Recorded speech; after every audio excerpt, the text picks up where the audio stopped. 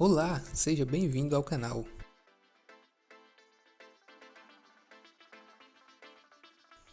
No vídeo de hoje, iremos discutir como a dengue age no corpo humano.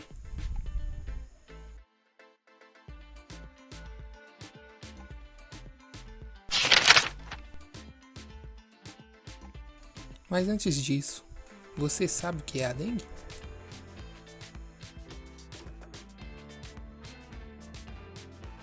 Para ficar tudo claro, irei explicar brevemente o que é a dengue. A dengue faz parte de um grupo de doenças denominadas arboviroses. As doenças arboviroses são caracterizadas por serem causadas por vírus transmitidos por vetores artrópodes, como barata, aranha e o próprio mosquito da dengue.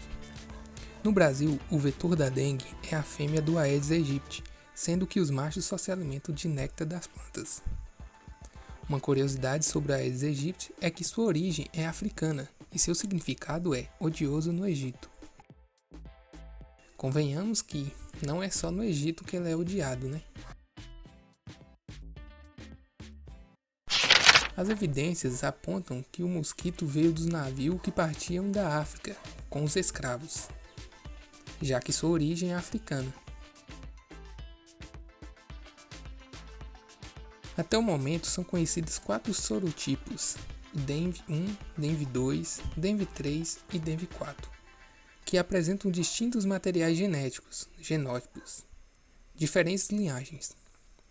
Ao penetrar na corrente sanguínea, durante um período de 4 a 7 dias, o vírus se multiplica em órgãos como baço, fígado e tecido linfático. Neste período, as pessoas estão infectadas, mas não transmitem a doença, caso for picado pelo vetor.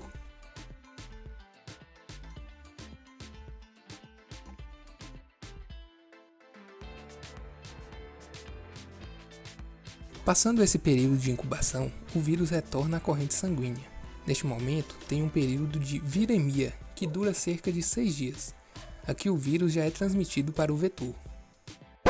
Mas calma lá, não vai achando que a dengue é uma doença contagiosa, como a gripe, Covid-19, por exemplo. A transmissão é feita pelo vetor que pica uma pessoa infectada. O vírus se aloja nas glândulas salivares do mosquito, que no caso é o Aedes aegypti, que é transmitido pela picada para outra pessoa. São raros os casos em que a dengue é transmitido de forma vertical, que é de mãe para filho na hora do parto, ou por transfusão sanguínea.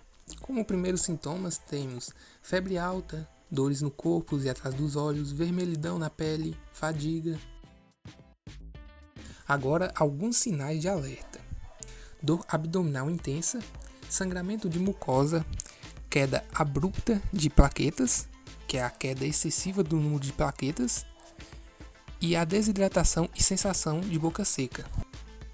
Dengue grave. Como sintomas temos a febre hemorrágica da dengue e a síndrome do choque da dengue. Devemos ficar atentos com alguns remédios que não devem ser tomados com suspeita de dengue, já que aumenta o risco de sangramento, como por exemplo aspirina, AAS, que são os ácidos, ibuprofeno, cetoprofeno, diclofenaco, dexametasona, nimesulida, prednisona, hidrocortisona e ivermectina. Esses são alguns remédios que não devem ser tomados, pois eles aumentam o risco de sangramento, podendo assim consequentemente acarretar a dengue grave, que é a dengue hemorrágica. O vírus da dengue continua a se multiplicar dentro das células sanguíneas e atinge a medula óssea, onde compromete a produção de plaquetas.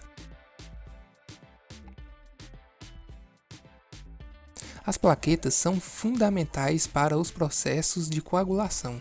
As plaquetas são como os tijolos que tampam o buraco do muro. Elas vão se juntando e conseguem dessa forma controlar um sangramento. Por isso a dengue pode evoluir para uma hemorragia, se tornando assim a dengue hemorrágica, que é o caso mais grave da doença. Voltando no conceito de construção, é como se fosse uma torneira com um registro quebrado, que jorra água, no caso sangue, no corpo, a todo momento. Agora fica a dúvida, como se prevenir da dengue? A melhor prevenção são por meio de medidas profiláticas, fazendo a sua parte no combate da proliferação do Aedes aegypti. Você deve estar perguntando agora como se evita uma reprodução de um mosquito. Na teoria é simples, é só não deixar a água parada, que são os ambientes propícios para a reprodução desses artrópodes. Mas apesar de ser simples, não adianta deixar apenas na teoria, tem que pôr em prática.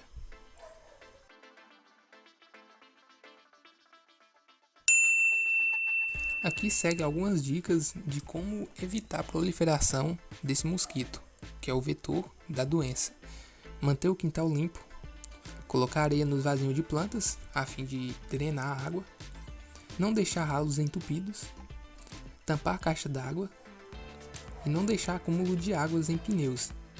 Isso são algumas dicas, mas também inclui não deixar a água parada em qualquer lixo, entulho, verificar e fazer limpeza de quintais para não deixar a água parada. Isso tudo inclui em medidas profiláticas para o combate do Aedes aegypti.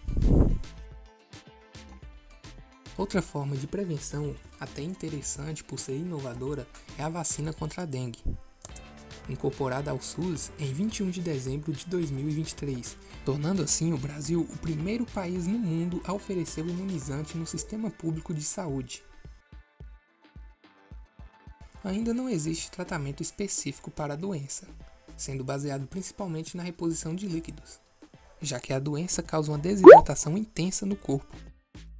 Enfim, pessoal, agora você já sabe como a dengue age no corpo, o que pode e não deve fazer e como atuar no combate da dengue. Todas essas informações você consegue consultar no site do Ministério da Saúde.